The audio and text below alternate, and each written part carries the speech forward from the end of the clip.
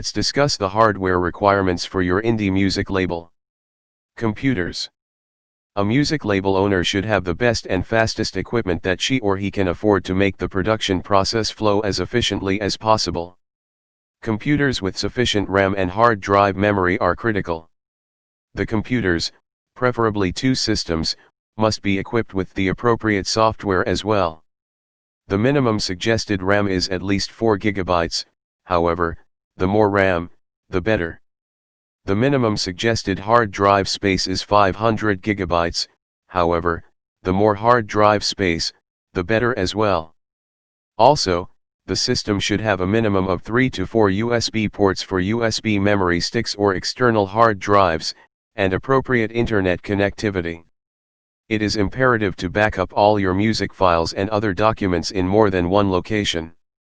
Therefore, you must have external USB drives, either flash or external drives, to back up your documents.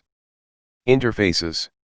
Interfaces serve to link peripherals such as microphones and keyboards into a computer for processing in a DAW, digital audio workstation. An interface can be as inexpensive from around $100 and be as expensive as $4,000 or more. I like Steinberg because they are VST, Virtual Studio Technology, pioneers, yet are moderately inexpensive depending on what level you choose to purchase.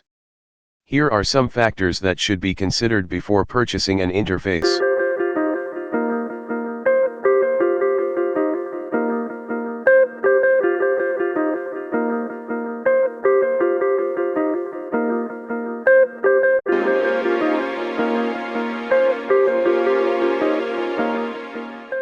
Most, but not all, interfaces are compatible with most DAWs.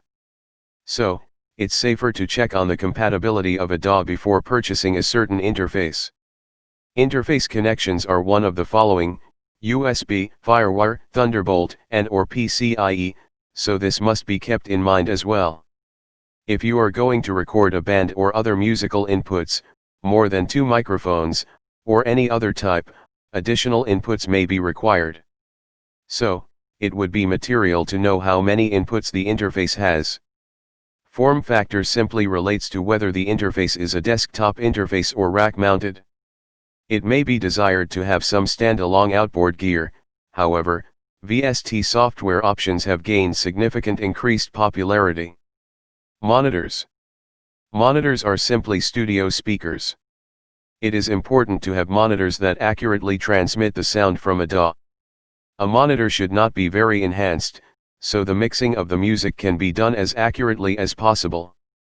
It is best to have monitors that have different characteristics so that a mix can be compared with each variable. For example, some monitors may be bass-oriented or some may not accentuate the bass. I personally use KRK Rokit 8-inch and JBL 8-inch monitors. The rationale is that the kicks are more bass-oriented and the JBLs are more balanced. In any event, there are a litany of monitors out there from inexpensive to very expensive. It's best to have a variance so that a track can be heard from all the angles. Many studios have 3 or more sets of monitors along with multiple headphones so that a final mix can be done, just so. Microphones. Microphones are essential peripherals and must be chosen with care. There are thousands of microphones out there and the adage that you get what you pay for rings true for microphones. That does not mean that you have to pay several $1,000s for a Neumann microphone. If you have the money, it might be worth the expense. There are other more cost-effective options, for example a Rode microphone, which costs a couple $100s and up, to some very respectable MXL microphones, which can be had for under $100 and up. The key is to do your research and realize that one microphone does not fit all. Usually, a studio and/or label must have several microphones in its arsenal. Headphones.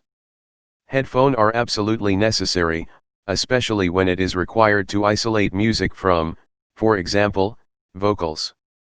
The main 2 types are closed back, which isolate the sound but do not have the same audio quality as open back, which have a much more pleasing sound stage and resonate sound. Studio headphones have a more flat sound and are used for mixing and mastering. Closed back headphones are used when recording and open back headphones are used when mixing. Of course, there are audio-enhanced headphones that can get very expensive. I suggest to purchase at least one of each headphone and use them accordingly. There are many low-cost quality headphones out there. I recommend Sennheiser and or Tascam to get started. Monitor controllers.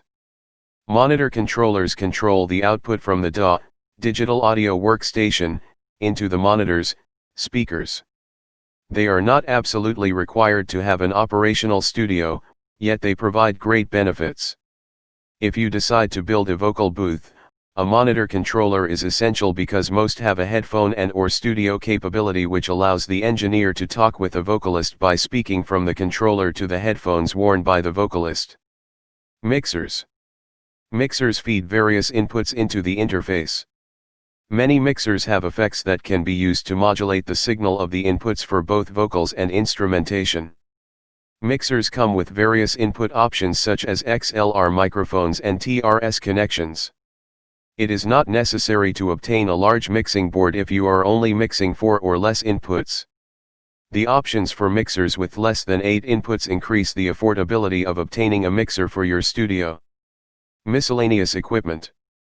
Other equipment that your label's studio should have are pop filters for the microphones, microphone stands, conductor stands, shock mounts, and microphone cables. Pop filters screen the S's and P's from the vocals. Also, pop filters protect a microphone from saliva and other debris that a microphone could come into contact with. Microphone and conductor stands are self-explanatory and certainly would be needed for a vocalist or instrumentalist so that they can perform without having to hold a microphone by hand. Microphone shock mounts holds the microphone in place and absorb extraneous vibration that could affect the performance of the microphone. Lastly, cables in the $20 to $50 range may be the best choice. As with microphones, you get what you pay for with XLR and TRS cables. The quality of the audio input is certainly affected if cheap cables are used. Office equipment. Of course, a music label must have suitable office equipment like ergonomically appropriate desks and chairs. You should be as comfortable and efficient as possible, it makes a huge difference.